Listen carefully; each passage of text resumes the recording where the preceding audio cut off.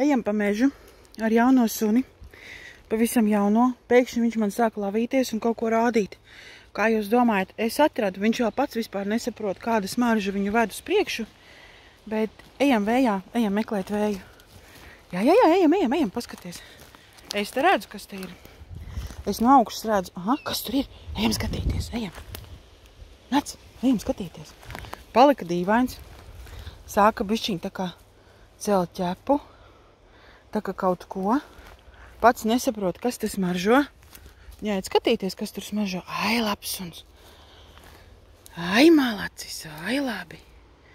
Kaut kur smaržo, kas tas ir, kas te smaržo. Ai, lapsuns. Stāvēt stājā īsti nevajadzētu, bet nu, tas viņam ir tāds, jāsaka, viens no pirmajiem momentiem ar kaut kādu putnu savaļā. Kas tas ir? Es vispār nesaprotu. Kāja.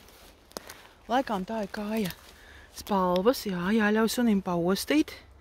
Jo sunim ir jāsaprot atšķirības starp beigtu putnu, dzīvu putnu, ievainotu putnu.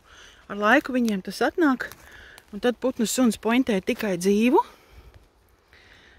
Bet nu šī ir pirmais tāds atradums mežā, tāpēc es viņam ļauju visu pašam pētīt un neko tā kā nekoriģēju. Viņš atrada putnu spalvas pēc smaržas. Ai, lapsuns, Brego, kas tur ir? Ai, Brego, tu sameklēji putnu. Nu, tu biji malacīts?